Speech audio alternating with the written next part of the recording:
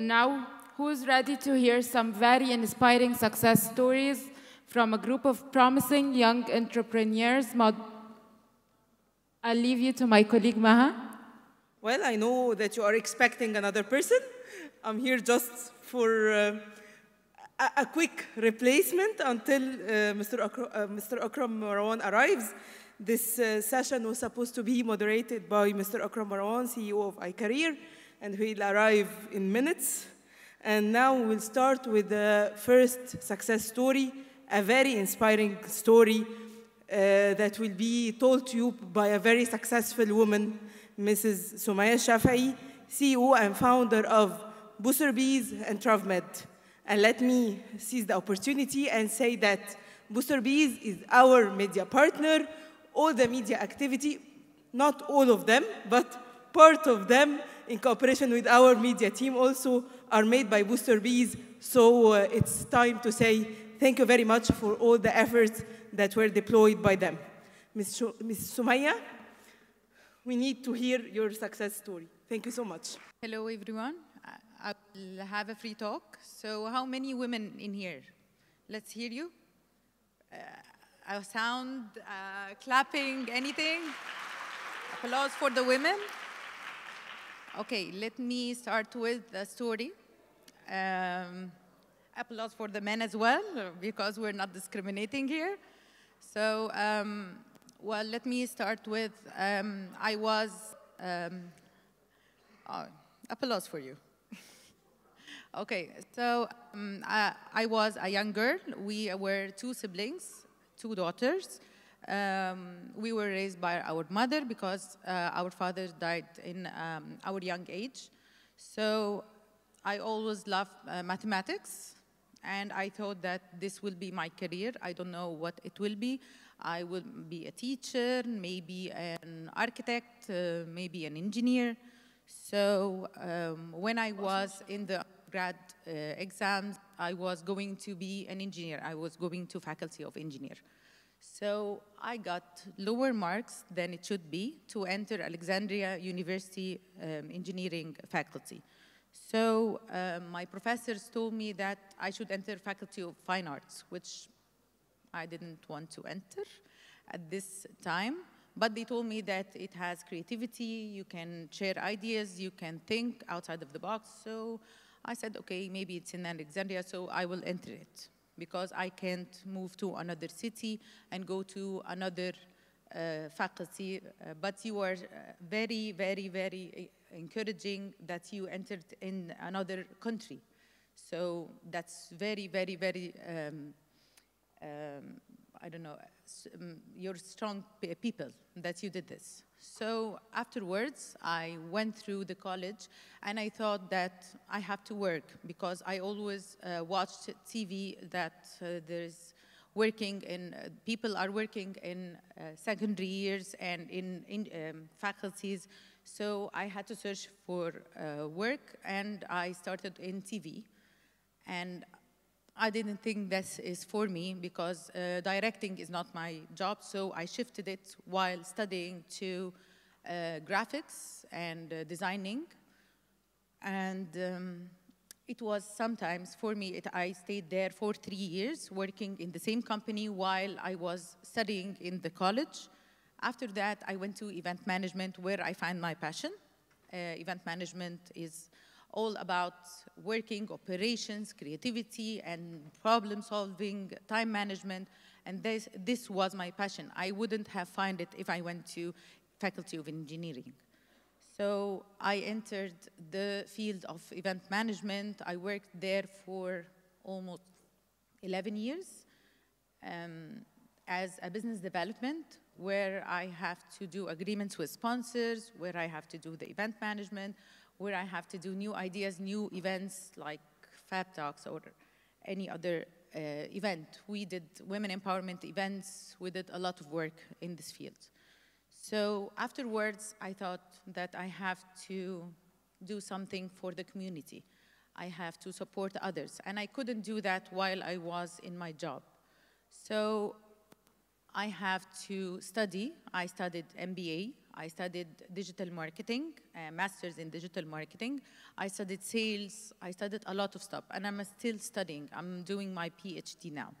So you have to study. You have to continue studying till the end of time, because you won't know everything. You have to always develop your practices, develop your career, develop your mind as well. Afterwards, I opened Booster Bees. It's 4 years ago. I quit my work and I opened Booster Bees, where we work in marketing and event management. I have a very, very, very bright team. I believe they are my family. They work with me every day. We work together. We are like partners. And then still, I have a cause in my mind. I wanted to do something for the community, which I couldn't do in Booster Bees. So I had an idea 7 years ago that I couldn't do, which is medical tourism for Egypt. Medical tourism is where you get patients from abroad and make them get treatment here in Egypt by Egyptian physicians. So many times I entered and knocked doors for investors and no one answered. So I thought a year and a half ago, why not do it myself? I opened another company, so why not open another? So I invested in myself, I invested in my company, I invested in my team, and actually I opened another company which is called TravMed, where I worked for 1.5 years alone with my team, and we got 1,500 patients in one field and from one country, which is Libya in Africa. It was IVF, or infertility, to be very clear. So the 1,500 patients came here, got treated, and actually were happy and satisfied and got pregnant, so hey for them.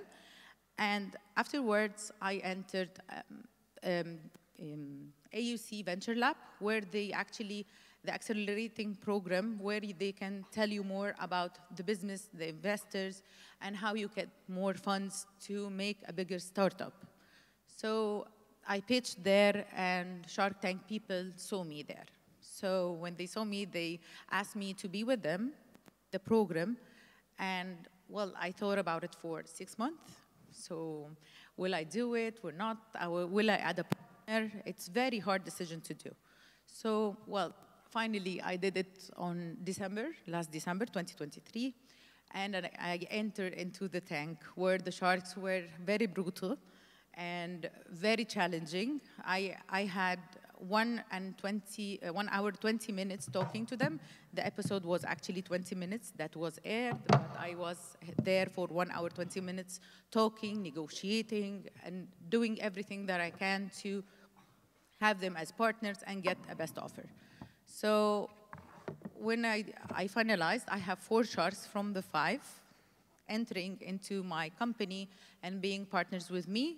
Today, we are opening our branch in Dubai. We're signing with international companies that I couldn't reach without them.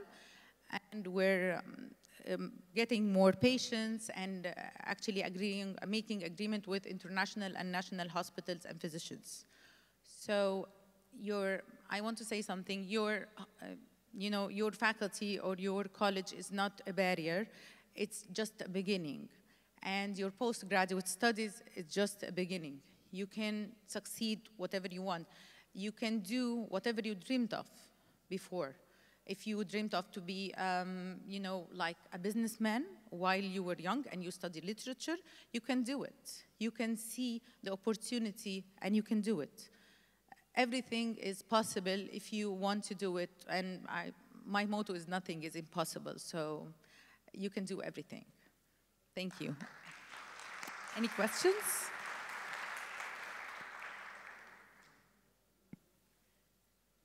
Well, I would like to thank the Future Belongs to Africa conference. I would like to thank Biblioteca Alexandrina, Senghor University, Alexandria University for having me and for the invitation.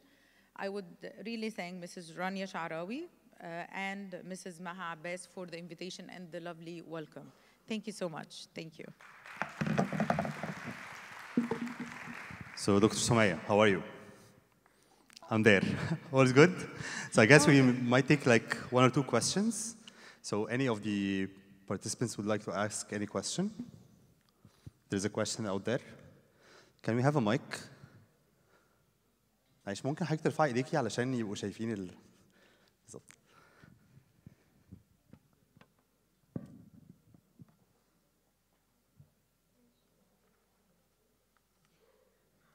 Hello. Hello. Along your journey, how did you overcome the people who tried to put you down? Of course there were. Of course they were. Of course they were there. How did you overcome them? يعني ازاي تخطيتي كل الحاجات الصعبة اللي كانت موجودة واكيد في ناس حاولت تهبط حضرتك. عملتي كده ازاي؟ Is there translation? Because I want to reply in Arabic. Yeah, when mics. Okay. So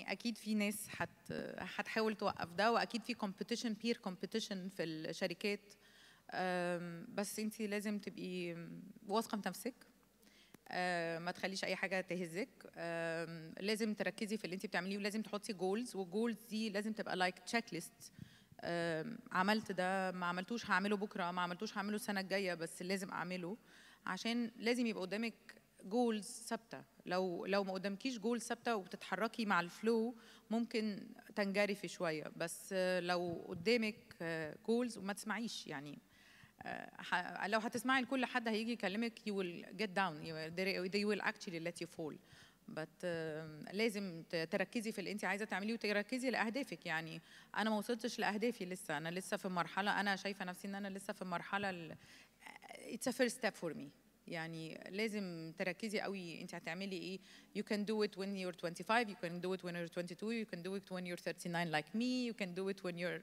older actually you have to have a balance because you're a woman so you have to have a balance between your personal life the kids and the husband and the family and as well as the work you do so لازم I think women have a lot of pressure in this the business more than men because we have to do family, kids, and also work. So you have to have a peace of mind and you have to have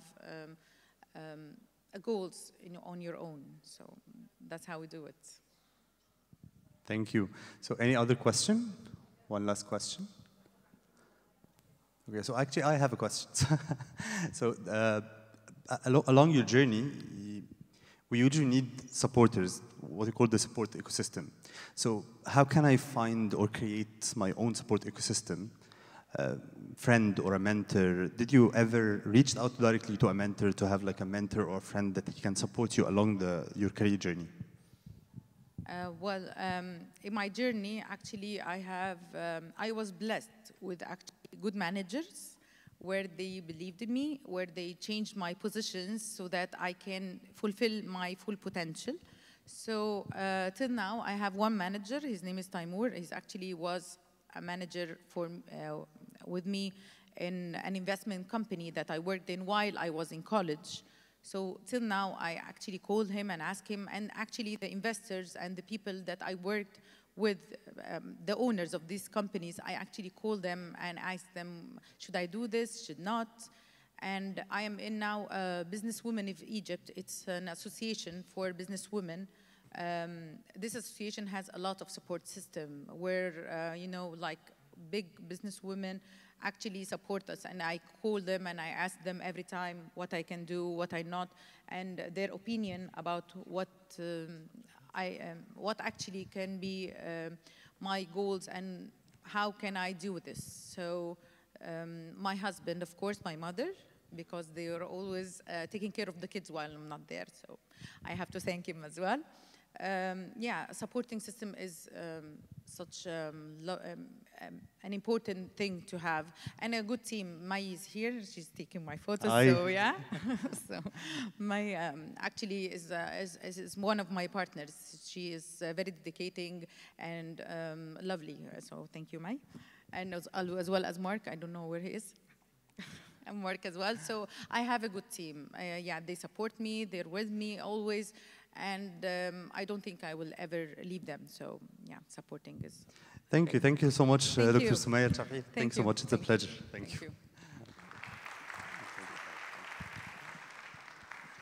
So hello everyone. Sorry for interrupting the panel. You just showed someone is asking Dr. Sumaya. So my name is Akram Marwan. I will be honored to moderate the coming panel and have like a quick lasting talk speech at the end of the panel. So now we're gonna have another interesting talk from Dr. Alain Koposhishi, the president of the International Network of Private Higher Education Establishments. He will be joining us online. I guess I don't know if Professor Dr. Alain can hear us.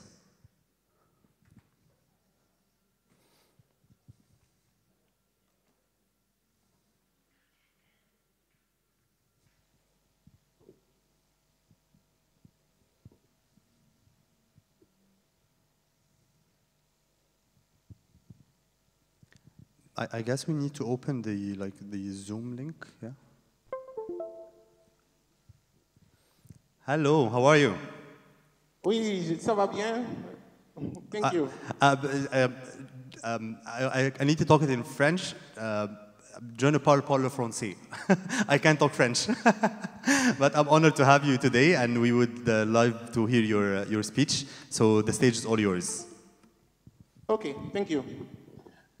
Bonsoir à tous. Donc, je suis très heureux de vous parler un peu de mon parcours. Donc, je suis Alain Koposhishi et je viens donc du Bénin, mais je suis africain. Donc, je suis très heureux que nous puissions réunir des jeunes pour leur parler un peu de notre parcours, pour les éclairer, afin de susciter l'envie en eux donc d'entreprendre. Donc, j'ai voulu reproduire un peu les mêmes circonstances. Donc, je vais sur la base du PowerPoint, en même temps, vous parler un peu de mon parcours. Alors, quand je parle de mon parcours, il y a une étape importante, en fait, qui m'a marqué. C'est l'étape où j'ai été élu en 2005 parmi les 10 jeunes les plus remarquables du monde. Ça a été une étape importante parce que j'étais le 17e Africain à recevoir ce prix prestigieux. Et à l'époque, en fait, où je recevais le prix, je voyais des personnes manchots, des gens qui ont été même des handicapés, mais qui ont fait quelque chose d'important dans leur vie, qui ont impacté du moins le monde. Et ça a transformé ma vie personnellement. Mon parcours a commencé même véritablement à partir de 2005, où j'ai reçu ce prix. Et je me suis juré, quelque part, d'impacter à nouveau. Ça m'a fait reprendre donc des études pour aller faire ma thèse de doctorat. Et j'ai été heureux, 18 ans plus tard, de prendre le prix mondial de l'alphabétisation l'année dernière. Donc, c'est ce parcours-là que je voulais vous montrer, quelles ont été les étapes et comment j'ai pu gravir ces différents échelons pour pouvoir, par exemple, mériter ceux qui ont eu le top comme moi, comme Bill Clinton, Elvis Presley, Henry Kissinger, des personnalités en fait assez importantes donc, dans la vie mondiale. Alors, c'est vrai que parler de soi en 10 minutes, c'est assez compliqué. Mais je pense que ce qu'il faut donc remarquer, c'est que je suis parti vraiment de rien.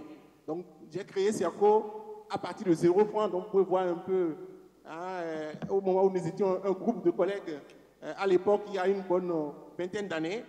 Et nous avons commencé par la formation et nous avons évolué progressivement pour aujourd'hui donc devenir un groupe installé dans plusieurs pays avec la possibilité d'une usine d'assemblage, avec la possibilité de fabriquer des smartphones, avec la possibilité donc de faire de grandes choses pour le monde. Alors, comment j'ai commencé?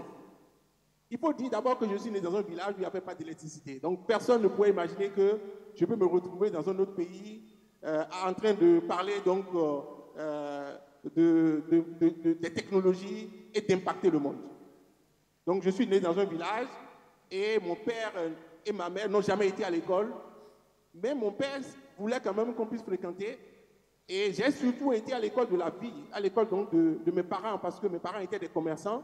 Donc je suivais ma mère, par exemple, pour aller pour vendre au marché. Et mon père pour aller faire, par exemple, des voyages pour le commerce international. Et c'est ça qui m'a beaucoup formé parce que ça m'a appris à m'adapter, ça m'a appris du moins à me confronter en fait à l'innovation déjà parce que nos parents, quand vous êtes commerçant, vous devez proposer de nouveaux produits. Et donc, moi, j'ai observé mes parents et j'ai vu qu'on peut s'adapter, on peut vraiment se construire malgré la difficulté. À un moment donné, mes parents ont tout perdu. Mon père n'avait plus d'argent pour nous scolariser. Et c'est ainsi que j'ai été placé chez un de mes oncles qui, lui, à son tour, ne pouvait pas s'occuper de ma scolarité. Donc, à 13 ans, j'ai observé dans le quartier, en fait, quelqu'un qui avait besoin d'un répétiteur parce que un monsieur, en fait, se plaignait tout le temps que ses enfants ne travaillaient pas. Et c'est comme ça que j'ai proposé, en fait, à ce monsieur-là de m'occuper de ses enfants. Donc, il me donnait pour 2 enfants 2500 francs CFA par mois pour que je puisse encadrer ces enfants-là pour qu'ils puissent mieux apprendre. Et ça a marché parce que au bout de quelques mois, les enfants ont commencé à avoir de bons résultats. Et c'est comme ça que ma réputation a commencé à être construite. Et j'ai eu beaucoup de sollicitations, ce qui m'a amené, quelques années plus tard, à avoir près de 70 écoles, à avoir, quand étant près de 30 000 élèves au Bénin. J'ai aujourd'hui formé plus de 100 000 personnes. Et donc, vous voyez donc que ça commence d'abord par une passion, ça commence par un cheminement qu'il faut pouvoir prendre en compte. J'ai commencé par les cours de soutien scolaire. À un moment donné, il a fallu que je crée une école. Mais je n'avais pas d'argent pour créer une école. Donc, comment j'ai fait? J'avais observé qu'un de mes anciens professeurs avait une école, lui, à son tour, mais qui ne pouvait pas de moins exploiter l'école parce que c'était trop cher et il voulait fermer parce qu'il n'avait pas recruté beaucoup d'enfants. Donc, je lui ai proposé, parce que j'ai appris qu'il voulait fermer l'école, et je lui ai proposé donc un contrat location-gérance pour pouvoir gérer son école, pour pouvoir en fait offrir des services en entrepreneuriat et en informatique en fait pour les enfants. Et automatiquement, du fait de ma réputation, du fait que les gens s'intéressaient à ce que je faisais, parce que je me suis intéressé aux élèves admis au CEP mais non classés, j'ai eu près de 1000 personnes donc, dès les années 1998. Et donc c'est comme ça que le groupe s'est développé. Beaucoup de difficultés aussi dans mon parcours, parce que l'entrepreneuriat, c'est aussi ça. Apprendre à agir sur les choses, créer de la valeur, mais au-delà de ça, vous allez avoir beaucoup de contraintes et pouvoir répondre à ça. C'est vrai qu'on a dit qu'il y aura une étape donc, de questions-réponses. Je n'ai pas voulu aller en détail, du moins, parce qu'on n'a que 10 minutes. Mais ce que je voudrais dire aux jeunes, parce qu'on a beaucoup de jeunes devant nous, et donc peut-être les questions vont nous permettre en fait, de pouvoir échanger beaucoup plus largement, c'est entreprendre jeune est un grand atout. Moi, j'ai commencé à 13 ans. À 18 ans, j'ai construit le cercle. J'avais pas de 1000 employés déjà à 20 ans. Donc, c'est important en fait que les jeunes puissent se dire, on se construit et on s'adapte au fur et à mesure malgré les difficultés. Et j'ai vu dans l'histoire en fait des grands entrepreneurs, que ce soit Steve Jobs, Bill Clinton, Mark Zuckerberg, tous ceux-là, c'est des gens en fait qui ont appris à entreprendre dès qu'ils étaient à l'école. Ce n'est pas quand ils ont fini la formation qu'ils sont devenus entrepreneurs. Et donc, c'est important en fait que les jeunes puissent se dire qu'est-ce qu'ils doivent faire en fait pour impacter le monde, qu'est-ce qu'ils doivent faire en fait pour pouvoir être utile à la communauté. Et c'est ça qui fait donc le grand entrepreneur que vous serez demain. Donc, il faut essayer beaucoup de choses, il faut prendre des risques, c'est important. Et quand vous êtes jeune, vous avez la possibilité donc de tester des choses, d'échouer même, mais vous n'avez pas déjà des charges familiales qui vont peser sur votre budget, et donc vous allez vous adapter et vous verrez que c'est tellement gratifiant en fait de faire quelque chose qui soit très utile. Je ne vais pas parler de toutes les innovations parce que moi je me suis toujours intéressé à l'innovation, c'est-à-dire qu'il fallait toujours faire quelque chose de différent. Faire la même chose que tout le monde, ça ne m'a jamais intéressé. Et donc c'est aussi important en fait qu'en voulant créer votre entreprise, en voulant construire quelque chose, que vous puissiez vous dire qu'est-ce que je fais de différent que les choses ne feront pas. Donc ça a été une histoire de quelqu'un en fait qui a commencé vraiment dès le bas âge, mais qui a évolué progressivement et qui pense qu'il faut que d'autres jeunes en fait puissent s'impliquer pour développer l'Afrique, parce que nous avons besoin d'entrepreneurs en Afrique. Je vous remercie.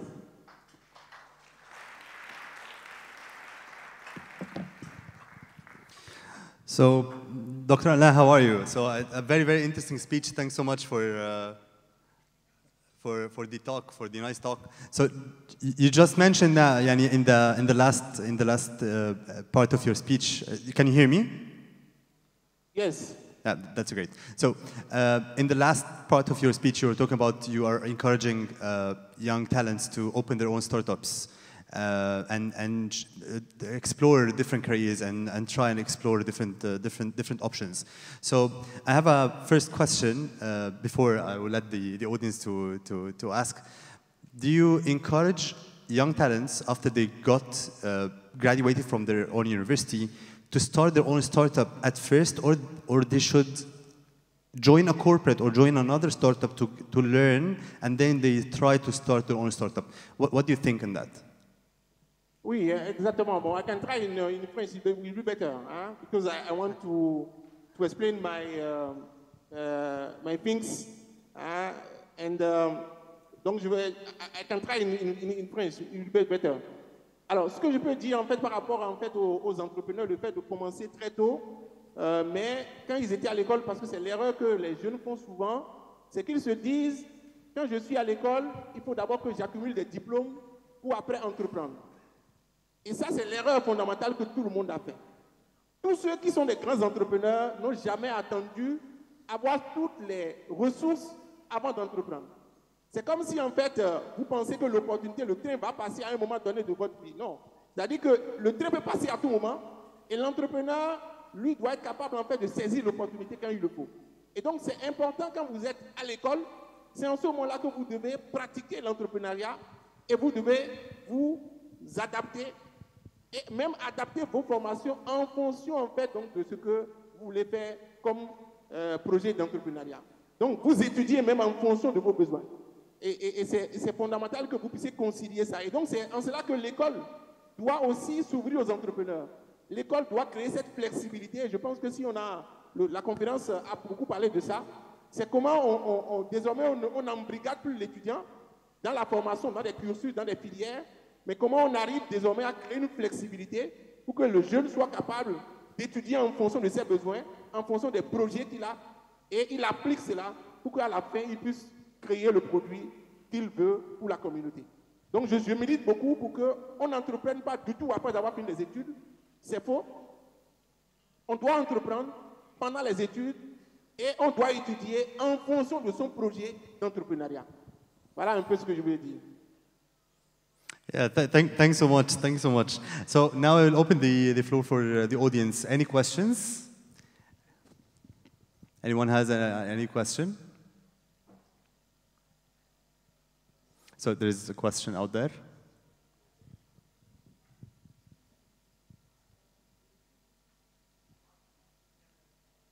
Oui, bonjour Alain. Bonjour. Merci pour ton intervention. Moi, j'avais une question par rapport à la montée en puissance. Comment on fait pour monter en puissance à partir d'une première expérience d'entrepreneuriat? Comment on fait pour développer le nombre d'écoles ou bien, comme tu le fais maintenant, pour créer un smartphone sur le continent africain? Merci beaucoup, monsieur le recteur. Effectivement, donc, au niveau entrepreneurial, une chose est de bâtir une première entreprise et l'autre est maintenant de passer à échelle.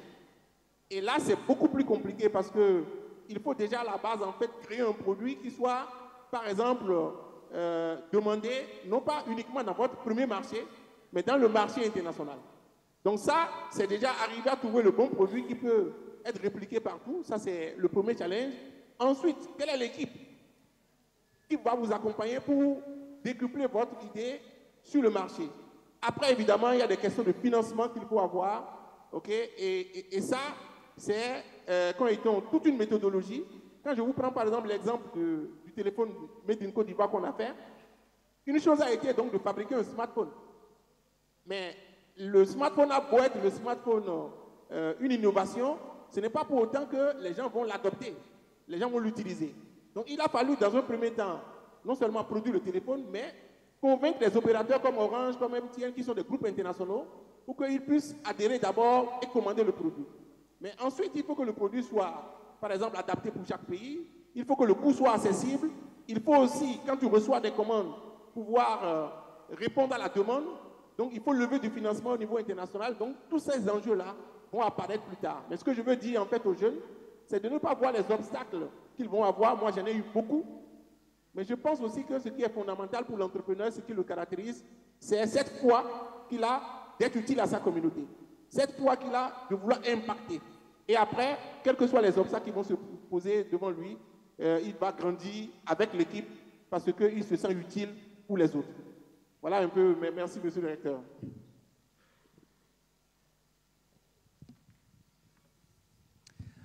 Okay, thanks so much, Dr. Alain, for your time. It's an honor to have you on stage and joining us online. So thanks so much for joining us today. Thank you. Thank you, thank you.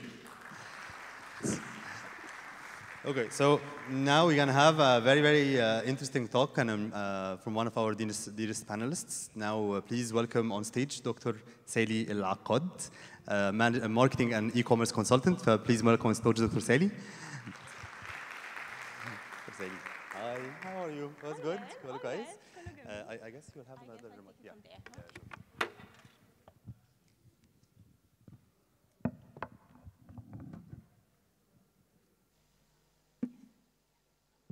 I hope that you still have some energy for me.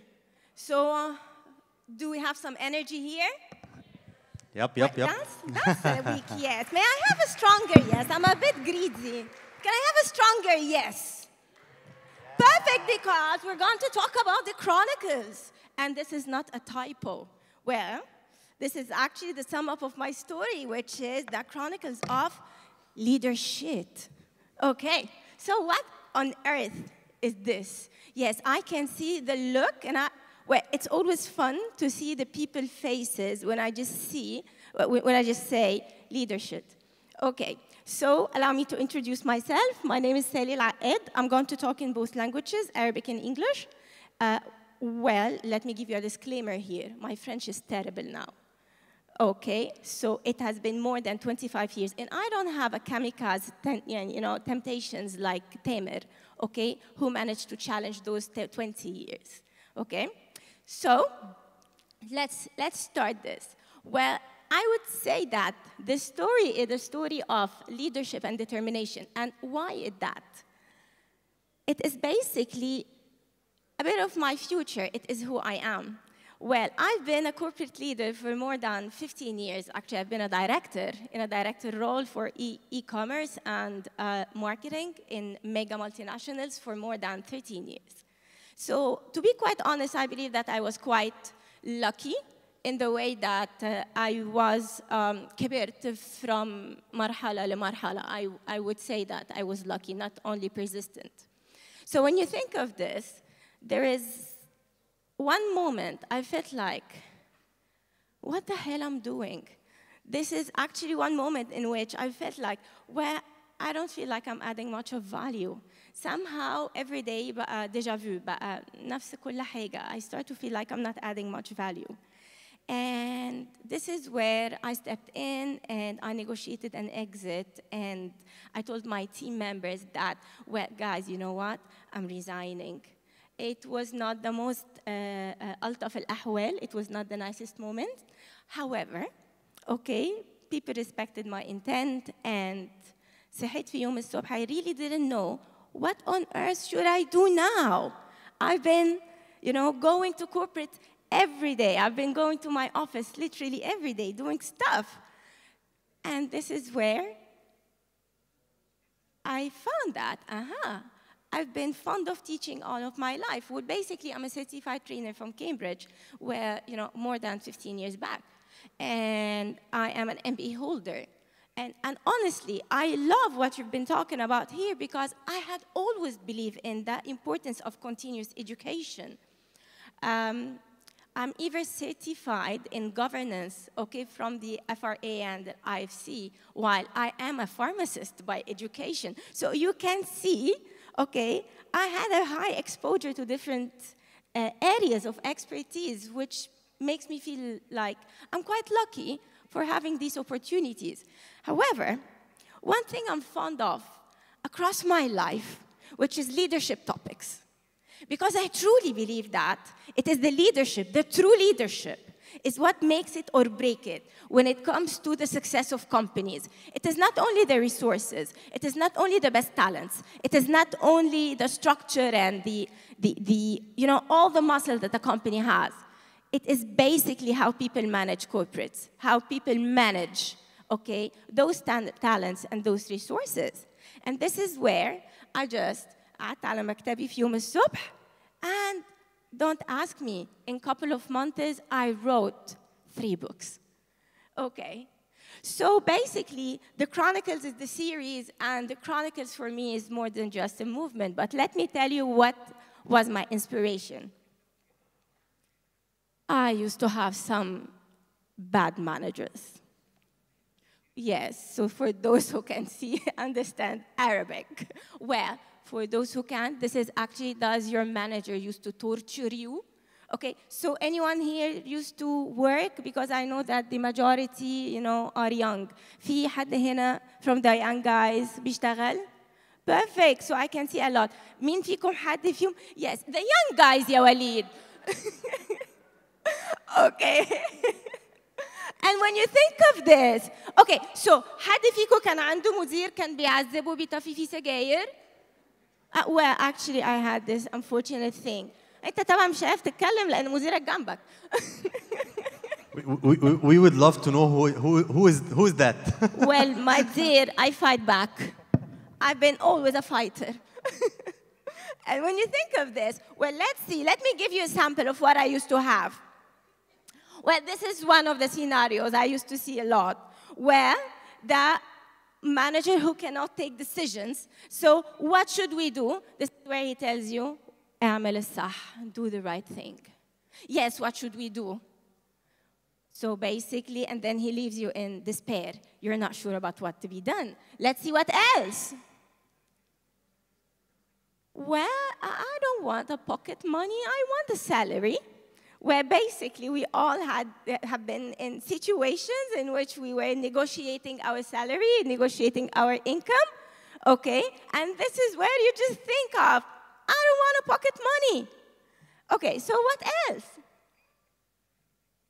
The manager who used to talk a lot about all the things that are absolutely, okay, غير منطقية in the time of launching mega campaigns or having, an audit on the door, and having, this busy time of managing things, and you just feel like you're like, poof, I just want to shoot myself. What else? Oh, the manager who used to talk a lot about, when I was young, you need, well, don't worry, they are there. They are out there in the books. Well, I made sure that, okay, people can see the misery somehow with characters.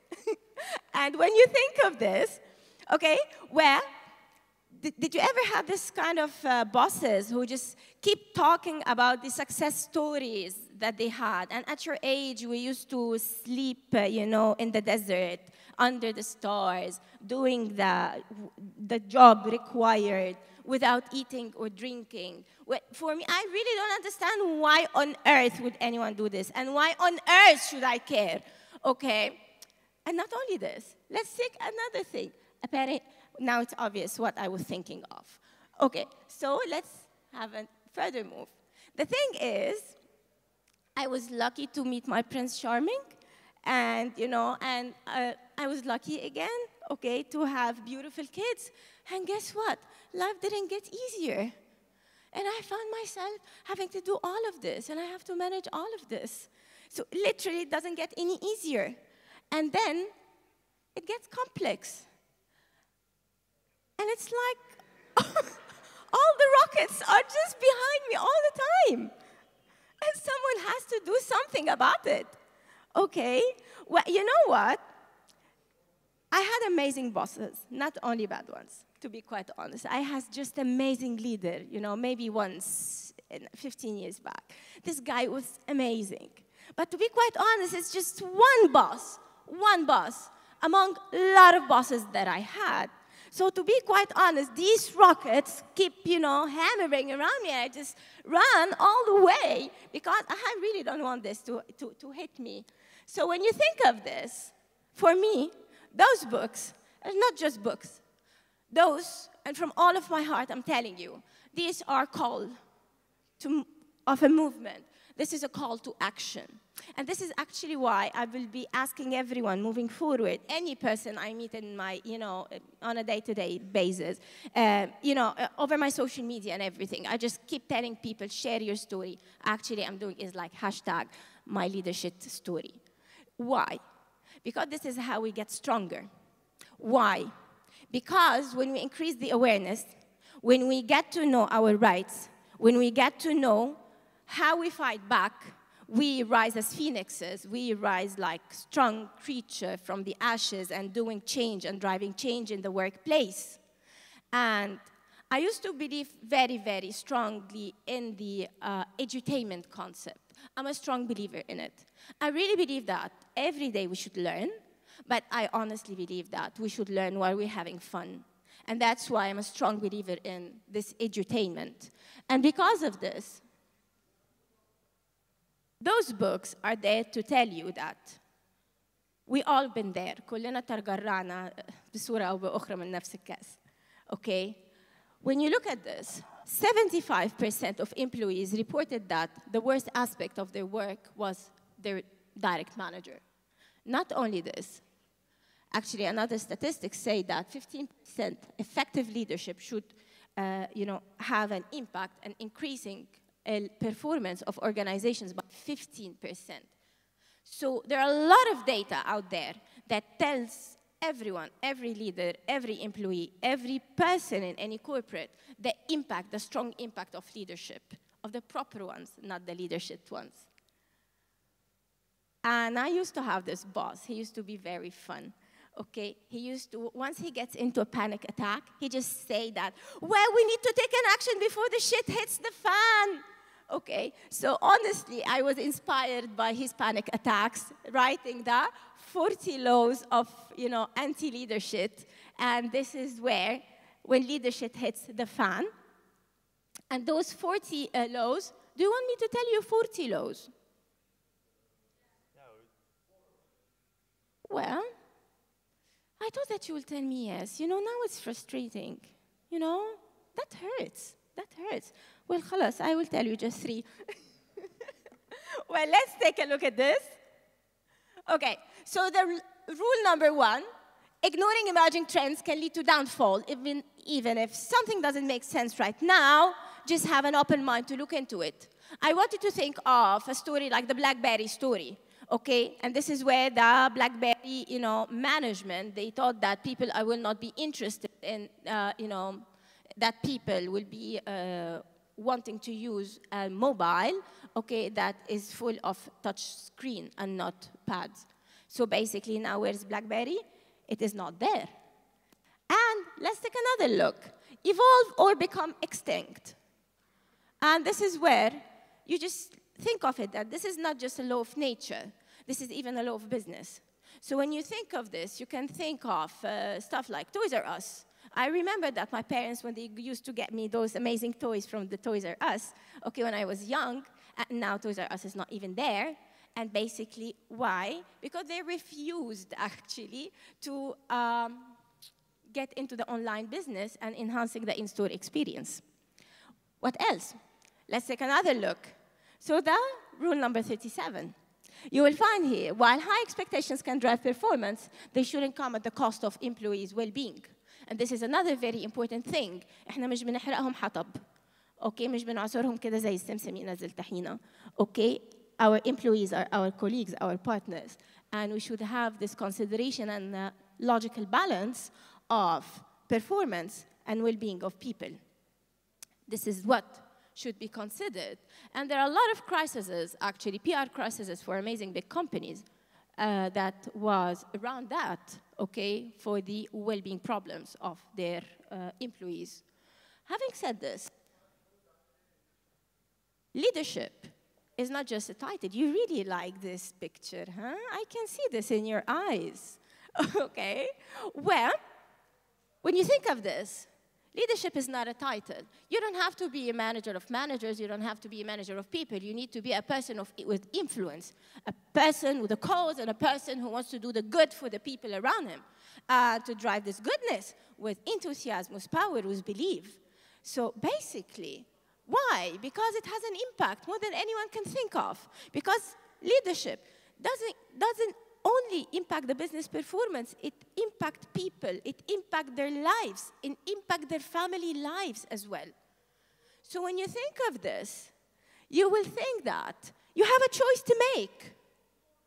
It's whether you want to be a leadership representative, Or a person would be, you know, on another league. The leader hit. Okay, this is what I would like to see it. This is how I love to see it. Because when you think of it, every day you go to work, you have a choice to make. How you want to drive the people and the organization. How you want to drive results. And that's why the choice is totally yours. No one takes such decisions for you. And with that, maybe you can get this happy vibes, okay? That everyone is dancing around, okay? Maybe some lulululili like the guy in the picture, okay? You know, with happy employees and happy performance, and this is where you can get to the results without, you know, without torturing your team members. Because eventually, guys, I really want you to think. I really want you to think, okay, how are you planning to take this forward? How you're planning to make an impact? How you're planning to enhance how leadership is being tackled? Because I know very well that I want to make a difference. I know very well that a change can happen, but I know as well that I cannot do it on my own. And that's why having this collective understanding and collective belief that each and everyone here can make a difference in how corporates and companies can be led, the change that can be implemented is essential for this chronicled movement to make a difference in people's lives and corporate lives. And with this, we're all now on a mission to eradicate leadership. And guess what? We can do that. And with that, I have to thank you. And thank you so much for accommodating me here. Thank you so much. And it was a pleasure. Thank you. And now I think that Akram wants to hunt me down. Yes, Akram. It was an amazing speech. Thanks so much for that. Actually, I don't know if you would like to come and join or you want to keep on stage standing while asking the question. So anyone has any question? So there is a very insisting question out there. في سؤال ورا خالص. ايوه.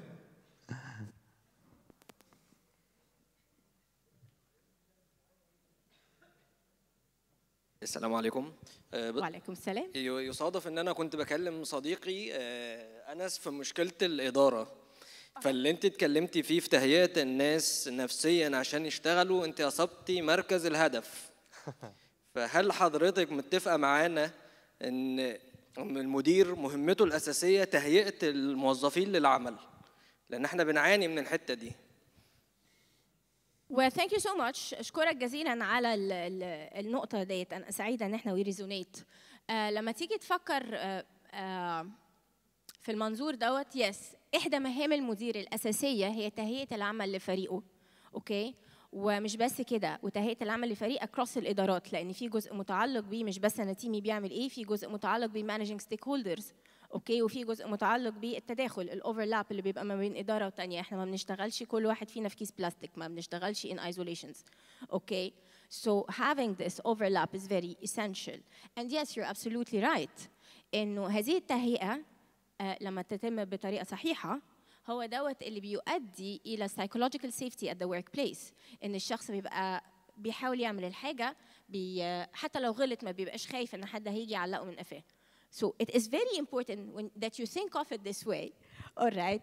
إنه psychological safety at the workplace is what actually entice the culture of creativity and the culture of innovation. لأن الناس بيبقوا مطمنين إن هم يقدروا يعملوا الحاجة. Thank you so much. Thank you. Thank you. Another question? في سؤال هنا؟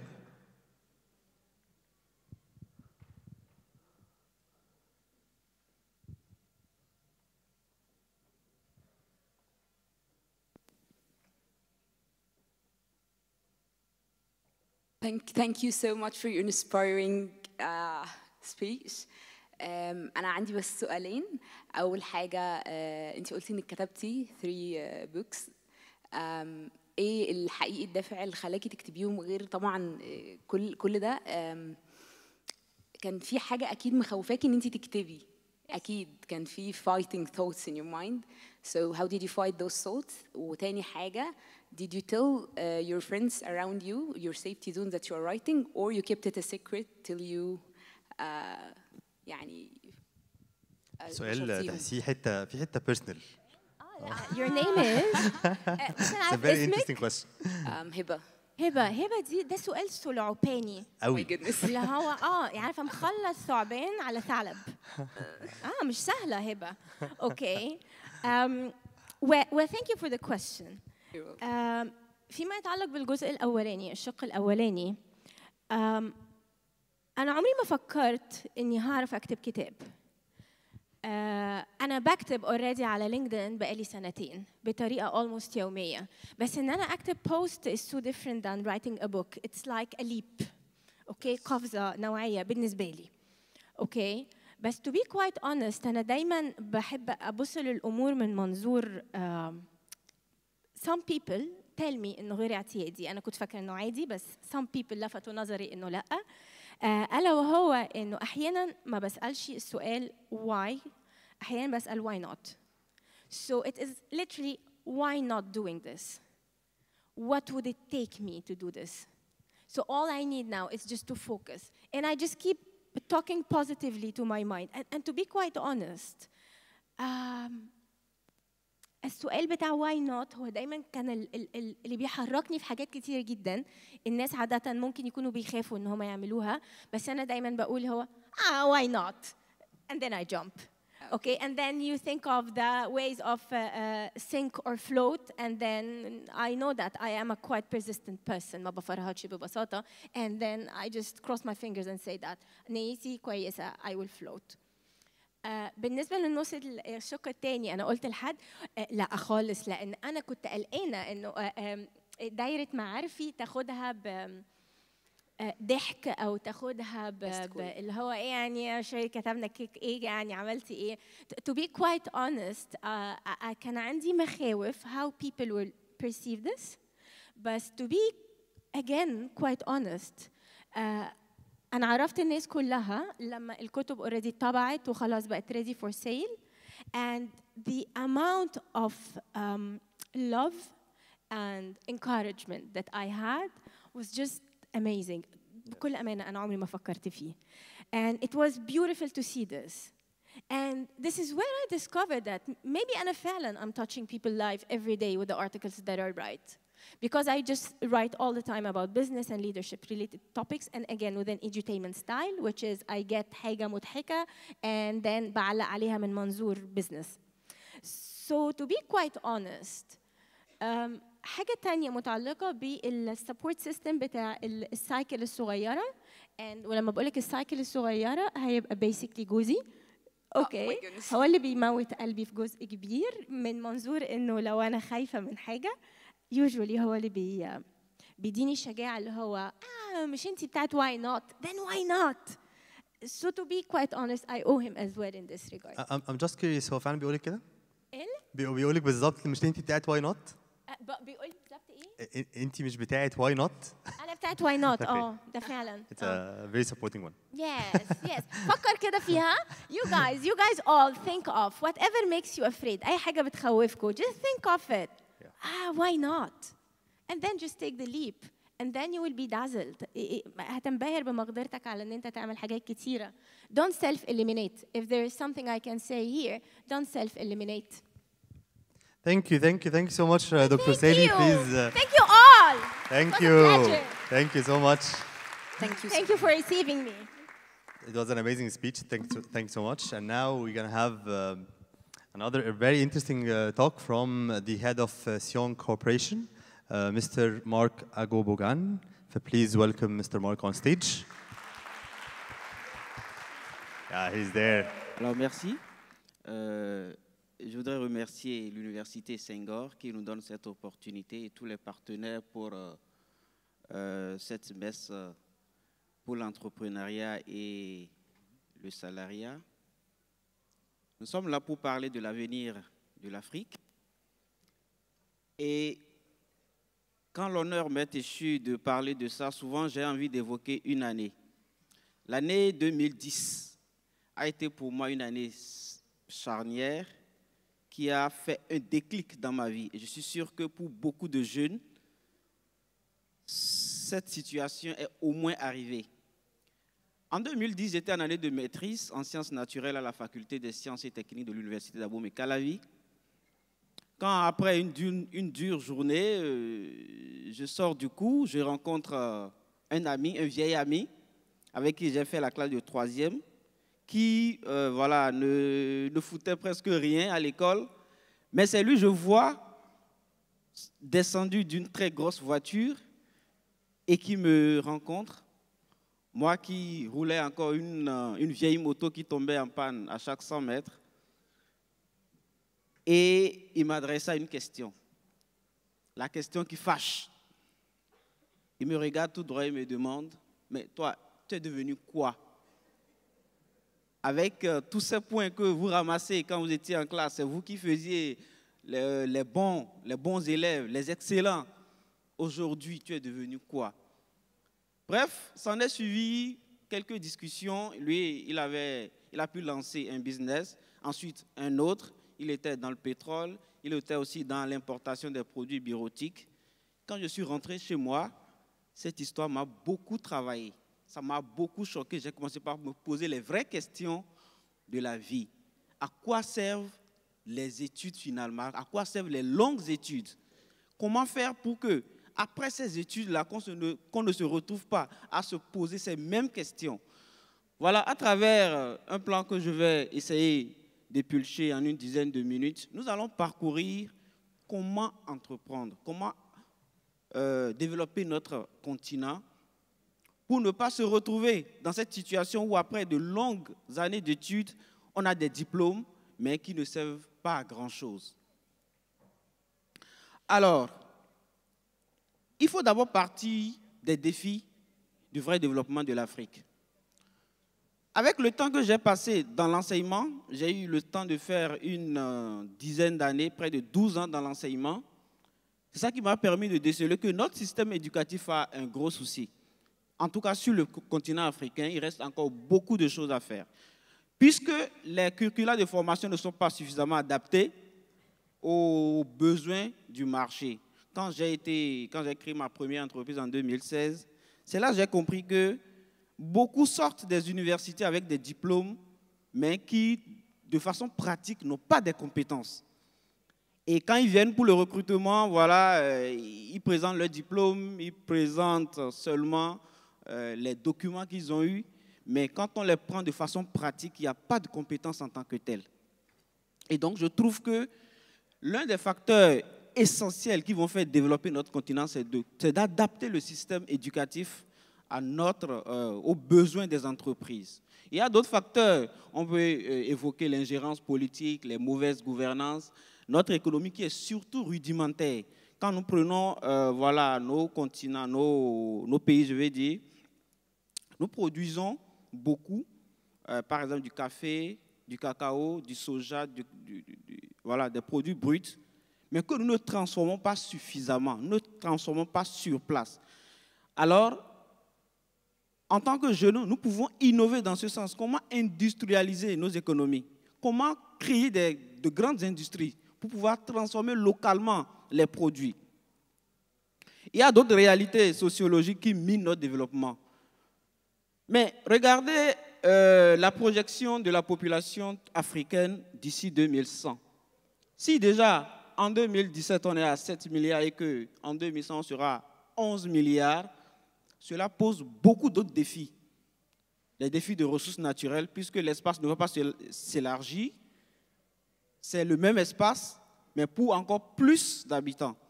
Ce qui signifie que nous aurons des défis alimentaires, des défis sanitaires, sécuritaires, et le taux de chômage qui va sûrement augmenter. Et chacun de ces défis doit être pour nous une opportunité d'entreprendre. En tant que jeune, on peut ici choisir par exemple relever le défi alimentaire, ou bien le défi sécuritaire, ou bien le défi sanitaire. Le taux de chômage aujourd'hui, on dit qu'en Afrique, le taux de chômage va tourner autour de 5,1%. Mais en réalité, le taux de sous-emploi est très élevé, à plus de 75%. Et donc, Nous devons innover dans ce sens-là pour relever les défis qui sont liés au développement. Nous pouvons choisir en fonction de ces défis, continuer par nous plaindre, par accuser les autres, accuser l'Occident, accuser ci et ça. Mais cela ne règle rien, ça ne change absolument rien. Il vaut mieux prendre son destin en main. J'ai essayé de noter quelques versets. D'abord le Coran qui nous dit que Allah ne modifie point l'état d'un peuple tant que les individus qui le composent ne modifient ce qui est en eux. Nelson Mandela va ajouter que le développement d'une nation dépend de la qualité de l'éducation de sa population. La Bible n'est pas restée en marche en disant « Aussi longtemps que l'héritier est enfant, il ne diffère en rien d'un esclave, quoi qu'il soit maître de tout. » C'est-à-dire l'Afrique peut avoir tout. Tant que nous n'allons pas nous lever pour dire « ça suffit », tant que nous n'allons pas nous comporter comme des gens vraiment matures, souffrons que d'autres personnes nous dictent ce que nous devons faire. C'est comme ça. Donc c'est à nous de revoir la politique agricole, la politique éducative, la politique dans tous les domaines afin de changer le paradigme. Alors pour moi, pour développer l'Afrique, nous avons besoin d'actionner deux piliers, le salariat et l'entrepreneuriat. On n'est pas obligé d'entreprendre avant d'être riche. Vous pouvez être riche tout en étant salarié, tout en étant employé, même en étant ouvrier. Ça dépend de ce que vous mettez dans votre richesse. Alors, aujourd'hui, de quoi vous avez besoin pour gagner rapidement un emploi? C'est vrai, on va parler des compétences techniques pratiques, mais il y a d'autres choses que nous, chefs d'entreprise, nous recherchons chez les jeunes. L'honnêteté, la probité et l'adaptabilité. C'est-à-dire aujourd'hui, nous avons beaucoup de jeunes qui ont des compétences. Ils sont nombreux à avoir le très gros diplôme, mais il y a des choses qui manquent. Des jeunes qui n'arrivent pas à s'adapter dans leur milieu, c'est difficile. Et l'honnêteté aussi constitue une denrée rare de nos jours.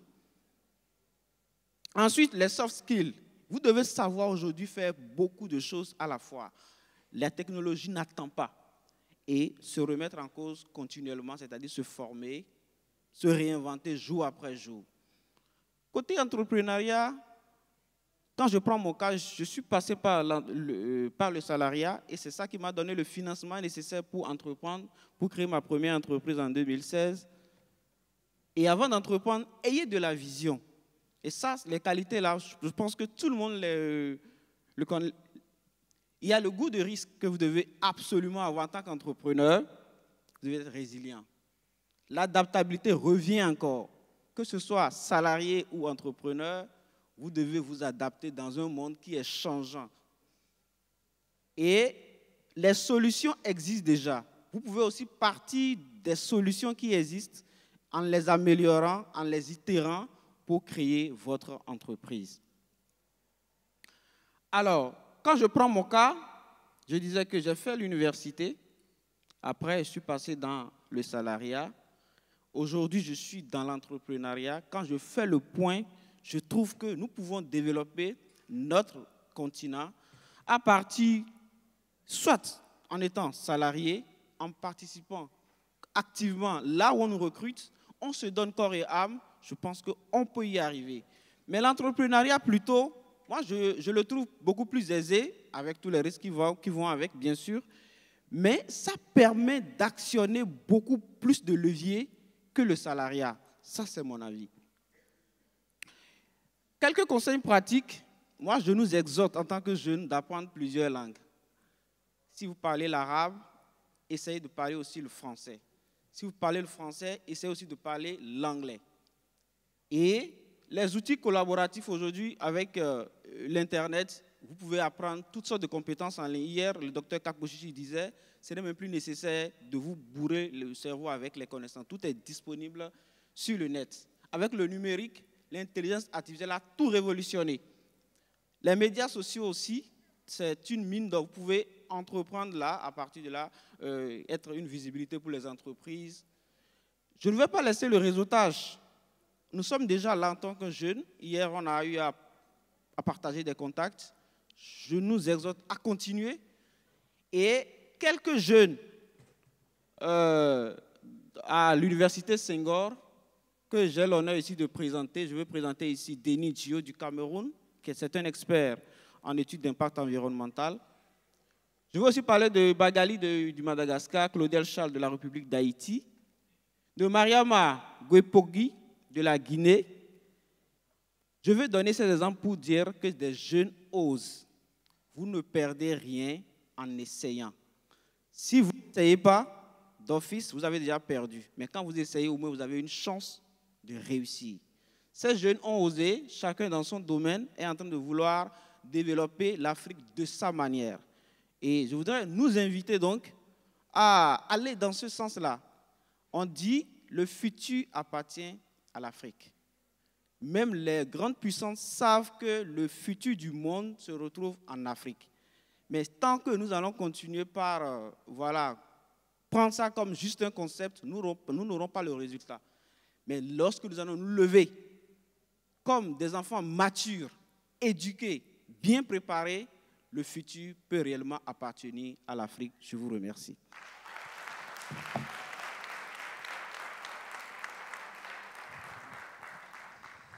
Thanks so much, Mr. Mark, for the amazing speech. So, any questions? Any questions? Okay, so there's one question out there.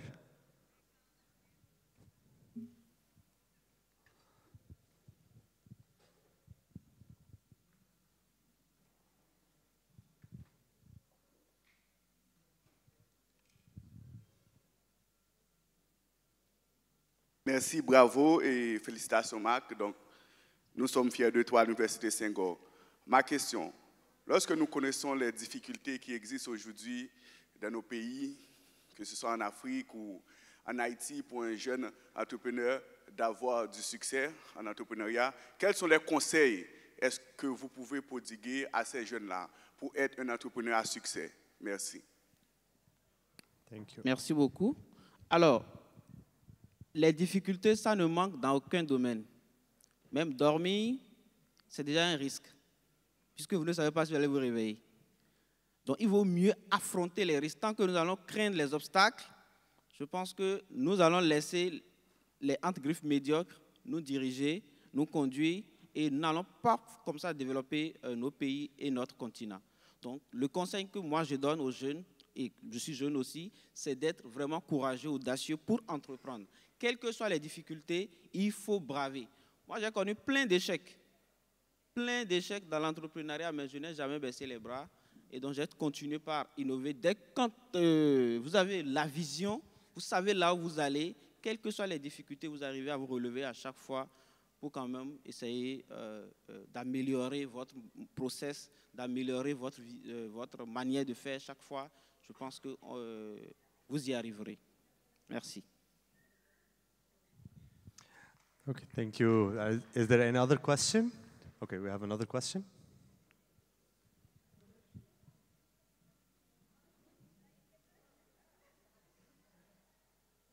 Merci Marc pour l'expérience partagée, mais tu ne nous as pas dit dans quel domaine tu as entrepris, ou si tu as entrepris dans plusieurs domaines. Est-ce que tu peux nous raconter un petit peu?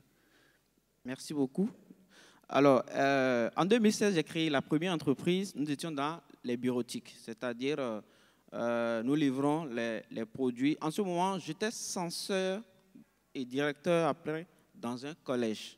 Et donc, c'est les revenus issus de je veux dire, les salaires qui m'ont permis de créer la première entreprise. Puisque nous avons souvent recours à des personnes externes pour les photocopies, les saisies, les achats de bics, cahiers et tout ce qui va avec. Donc, c'est là que j'ai créé la première entreprise pour livrer ces produits-là à mon collège et à d'autres collèges aussi. Plus tard, j'ai diversifié dans la production agricole. Je produisais du manioc, du soja que je transformais sur place. Ça m'a permis de créer une deuxième entreprise en 2019. Et cette entreprise fait maintenant l'importation et l'exportation des produits agroalimentaires. En 2022, jusqu'en 2022, nous avons exporté chaque année minimum 3000 tonnes de soja vers l'Inde, la Chine, voilà, surtout ces deux pays-là, et aussi au Nigeria et au Ghana. Nous importons du riz, de l'huile. Nous avons quelques projets d'énergie renouvelable que nous avons essayé d'implanter au nord du Bénin, dans quelques villes du nord. Voilà, merci. Okay, thanks so much, Mr. Mark. It's a pleasure having you today. Thanks so much. Thank you so much for the speech. Thank you. Thank you. Okay, so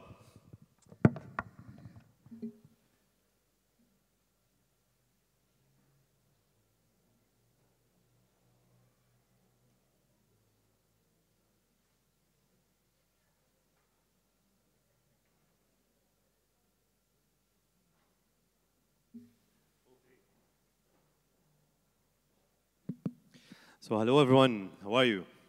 So this will be the last speech for this panel. I'm honored to talk to you about my a quick short story that I personally affected my career. So first of all, my name is Akram Marwan. I'm the co-founder and CEO of iCareer. It's a career education company focused on education for employment. Back in 2008, a friend of mine met me on the street and he told me, Akram, there is an internship in P&G. Both words I didn't understand. Actually, I couldn't spell the word internship. So I went to the internet and started to write down Procter & Gamble. And it's called Procter & Gamble, P&G. I didn't know how to apply. A friend of mine, he shared me the link. I went with a very, very interesting CV. You know, this CV that has quick learner, hard worker. You can work with a team, you can work alone. You know, this very interesting CV. And working under stress, yeah, it has lots of skills. And I applied with this very, very interesting CV. And it was a very, very surprising news that I received an email inviting me for P&G. I passed the screening, the screening system, and they invited me for a test called reasoning test. And for me, it was, what are you talking about? Anyone here heard about reasoning test before? Okay, anyone here applied for an internship? Okay. So I called, it was over the phone. The one is calling me. I asked him, sorry, can you just give me a brief? What's reasoning test? He told me it's some IQ and math. I'm an engineer, so I said IQ and math. I will pass it. The test, at that time I used to live in Heliopolis, and the test was in 6th of October. It's like 92 kilometers away. I went to the test. It was 40 questions. You need to answer in 65 minutes. Once I finished, while driving back with my car to home, the rejection email was faster than my car.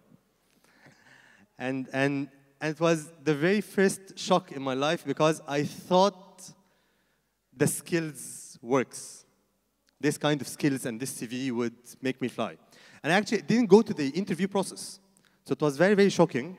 As a very traditional, I don't know how to say it, but a very traditional person, if you got rejected from this kind of test, what are you going to do? Another email and apply again.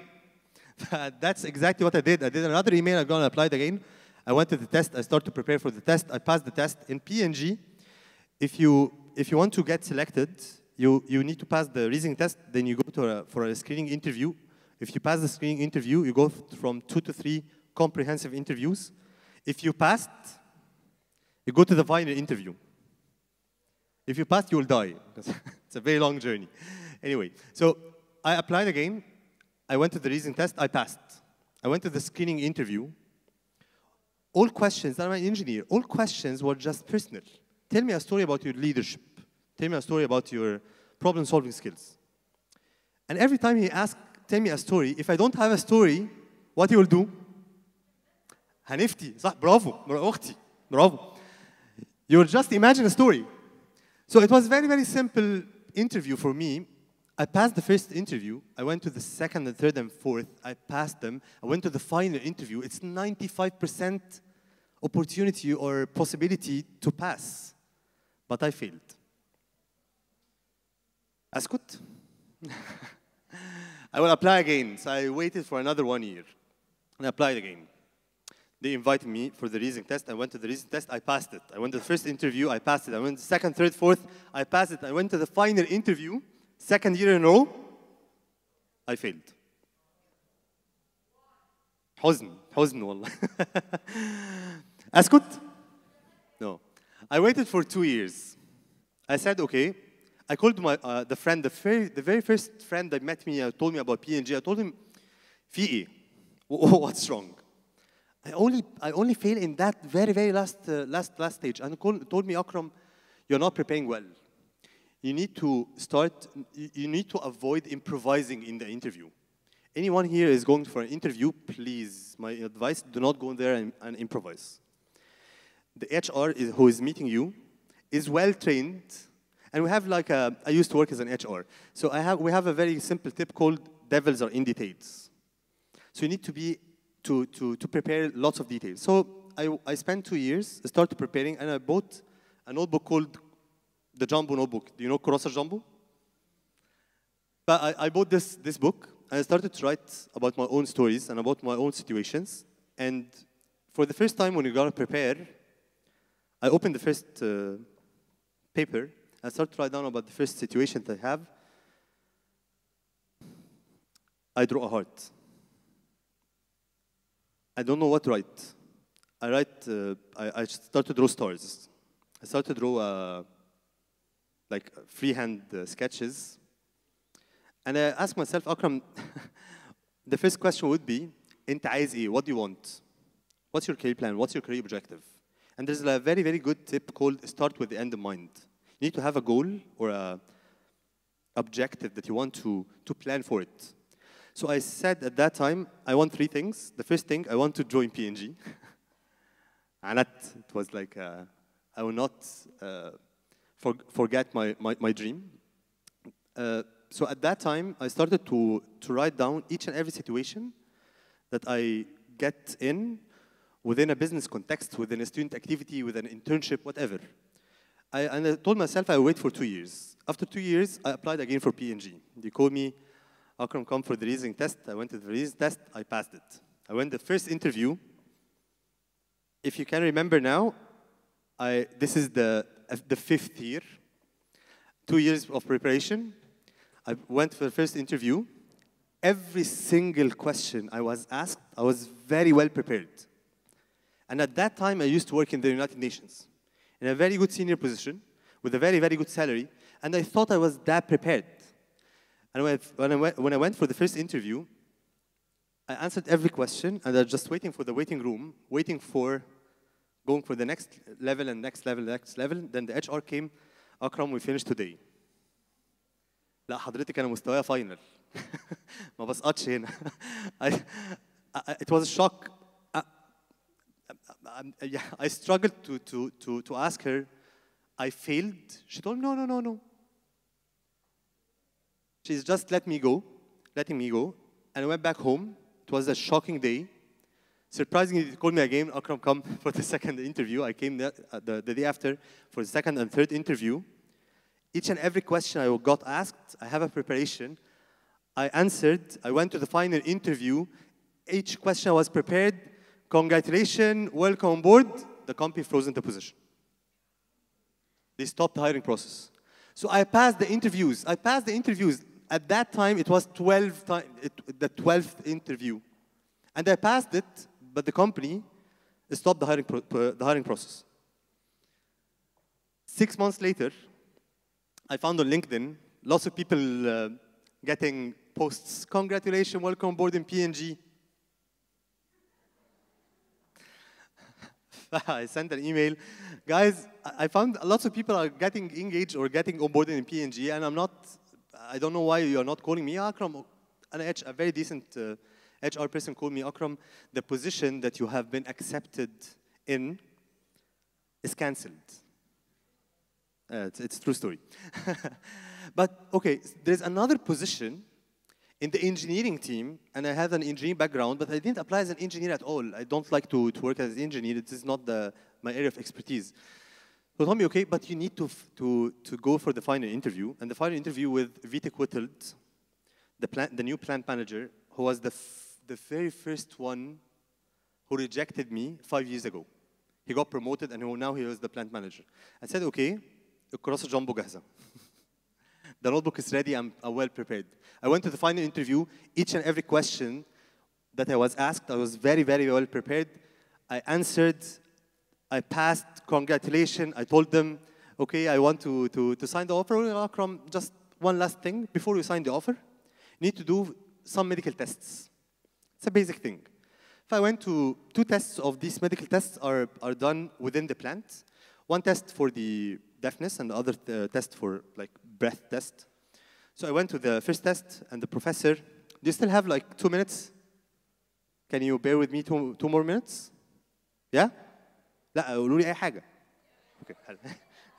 بالظبط. Okay, so I went to the first test. Dr. Wala Breka, she's the one doing the test. Who told me, Akram, she was very, very serious. Akram, do you have any medical conditions related to your breath? I said, no. Okay, Akram, just to give you a notice, if you fail in this test, we cannot hire you. It was alarming, but I don't smoke. So I went to the test, I passed it. I thought, okay, this is another test for the deafness. You go to a very small room, you just wear some earrings, and if you hear any voice, you just click on a clicker. So I was waiting for like 30 seconds. When I went out of the room, the professor or the doctor was like 5 meters away. She was staring to the laptop. She told me, I asked her, why are you staring? She told me, Akram, I have a bad news. Unfortunately, we cannot complete your hiring process. I told him why. I told her why. She told me, Akram, because you have partial deafness. I told her, what? No, I can hear you. partial deafness ايه بعيد الشر. انا سامعك كويس. So she told me, no, it's a partial deafness, that some noise levels that you cannot hear. I told her, okay, if it's noise levels, ignore it. She told me, no, it's out of my hand, it's the test. I stared for like 2 minutes. I didn't even speak. She called the HR. she started to get worried. The HR came to me, and he told me, Akram, it's out of our hand, it's the system, but I will try to do an exception to let you go and do the medical test again. He asked her, she allowed me to reset the test. I went to the same room, and at that time, you can imagine, أنا بسمع ما بسمعش بتك. If I can hear, if I couldn't hear, I even just start to go and click on the clicker. And I went out of the room. She told me, Akram, I'm sorry, the results are much worse because you hear wrong. So he told me, Akram, unfortunately, we cannot proceed. And that was the 17th of November, back in 2012. And it was one of the worst ever days in my life. The plant in October, at that time, I took this day off. I went back home. I was very, very depressed because I reimagined or remembered 5 years of preparation. Actually, I bought an apartment in October 6th because when I was planning to work in P&G, I want to stay along or within October 6th place. I bought a special type of shoe or sneaker for the plant. I did a lot of things because I imagined myself working in P&G. And at that time, I told myself, I remember at 7:40 p.m., I was standing on I was sitting on my bed. I was questioning, Akram, why not we go to Google and ask, how can we pass this medical test? And I told myself, no, Akram, this is not a reasoning test. This is not a test that you should prepare. قدر الله ما شاء فعل. God will. So when I said that, I felt relieved and relaxed. The second day was 18th of November. It was a very, very special, it was a birthday of one of my special family members. And I was going to celebrate the birthday with her. So I went to the birthday. While I'm driving to the celebration, a strange number, unknown number called me. I canceled. Called me twice. I canceled. Called me the third time. Let's go and answer this kind of real estate broker. And there is a very, very serious guy called Dr. Muhammad Abu Bakr. He called me, Akram. Is this Akram Marwan? Yes. I have a very important and serious news. Khair. I just saw your report, and I have a very important news to tell you. And the very first moment, الاذن الوسطى هتخش بقى في حته هيجي لي تخلف لا ارادي يعني. I don't know how to translate it, so sorry. So I was like, I'm afraid that there is a major problem. He told me, no, don't worry. I just want to tell you that I checked your reports and your case is not that severe. I want to tell you congratulations, welcome aboard. So it went from yesterday, the 17th of November, the worst day in my life, and the second day was the best day in my life because I went that time to P&G. And I want to tell you this story because of two things. I always believed that if you have the passion and persistency, and it's all about persistency. If you have the persistency, because along the journey, you'll find lots of obstacles. You got lots of rejection. If anyone here would apply for whatever company, we as an HR, we only find less than 2% of the applicants that we can, of the applicants applying for the job. So you will get rejected in lots of things. You even get, sometimes you get offended, or sometimes you miss the support from your own friends or from your own family. So bear in mind that you need to have persistency and passion, and you have both.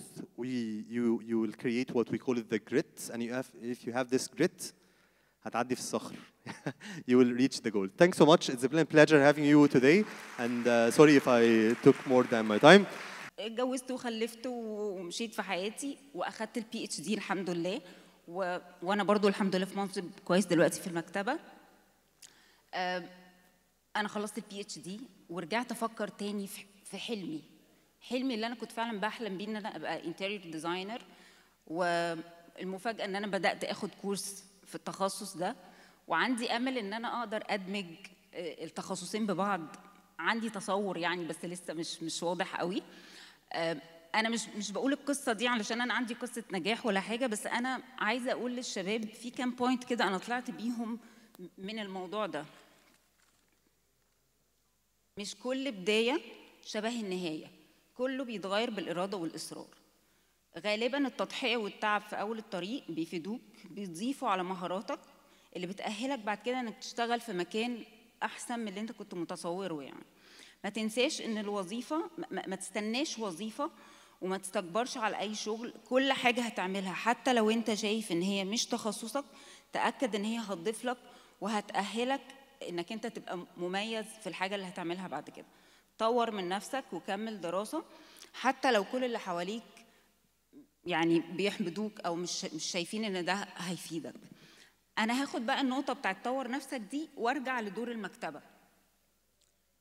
انا ماسكه قسم اللي هو الدبلومات والبرامج. احنا بنقدم بروجرامز، بنقدم ورك شوبس، ومش عندي القسم بس، المكتبه فيها اكتيفيتيز كتير جدا بتنمي مهارات الشباب. بس انا بحس ان هم يا اما يعني هم محتاجين يعرفوا اكتر عنها ويركزوا اكتر ويعملوا فولوينج للمكتبه بتعمله علشان يقدروا يستفيدوا من ده. حاجه كمان برضو عايزه اكد ان احنا احدى اهداف المؤتمر كان ان انا شخصيا مؤمنه ان سوق اسكندريه هو سوق مظلوم، ولا الانيشيتيفز اللي بتتعمل في القاهره شايفانا قوي، ولا احنا كطلبه شايفين ايه اللي بيتعمل في القاهره. هو ده كان احدى الاهداف، ان الناس تقابل بعض ويعرفوا احتياجات بعض ويساعدوا بعض.